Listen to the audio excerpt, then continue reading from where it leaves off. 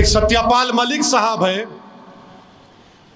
जम्मू कश्मीर के गवर्नर, बाद में एक और स्टेट के गवर्नर, फिर मेघालय के बने।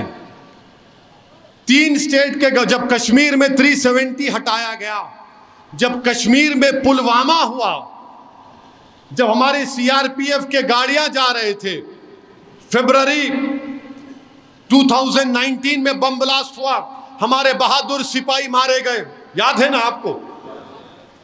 उसके बाद मोदी जी प्लेन लेके भिजा दिए, प्लेन बालाकोट में, वो भी याद है ना आपको। फिर इलेक्शन हुआ, 306 आ गए।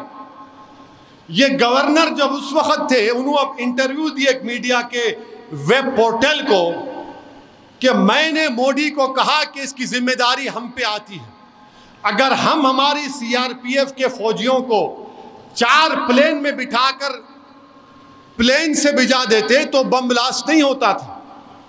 तो सत्यपाल मलिक ये बोले कि मोदी उनको बोले, अब तू खामोश हो जा, अब तू खामोश हो जा। हम सत्यपाल मलिक से पूछना चाह रहे हैं, ये भारत से तुम्हारी कौन सी मोहब्बत है सत्यपाल मलिक? तुम गवर्नर की कुर्सी को बचाने के लिए भारत के शहीदों की खून से होली खेले तुम? अरे चुल्लू भर पानी में डूब मरो तुम अगर गवर्नर थे तो तुमने भारत के आईन पर हल्फ किया था, तुम निकल कर आकर बोलते कि मैं लात मारता हूं गवर्नर की सीट को।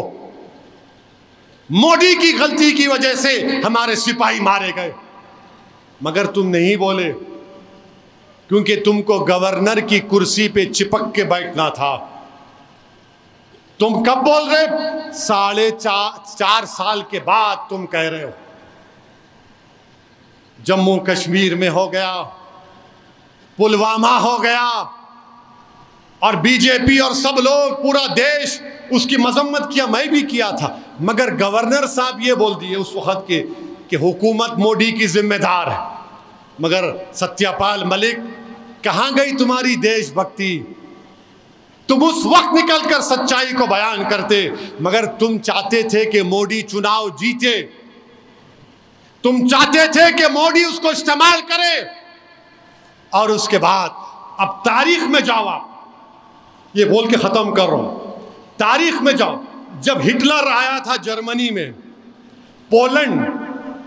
पोलैंड में हिटलर पोलैंड पे हमला करना चाहता था, तो हिटलर को समझ में नहीं आ रहा था। तो हिटलर क्या क्या अपने आर्मी में जो पोलिश जबान बोलने वाले थे उनको कपड़े पहनाकर बॉर्डर पर ले जाकर पोलैंड में पोलिश आर्मी के कपड़े पहनाकर पोलैंड के उस गांव में लोगों का कत्लेआम करा दिया। और उसके बाद हिटलर रेडियो में आके बोला कि पोलैंड मेरे लोगों को मारा, मैं हमला कर रहा हूं। ये तारीख का हिस्सा है।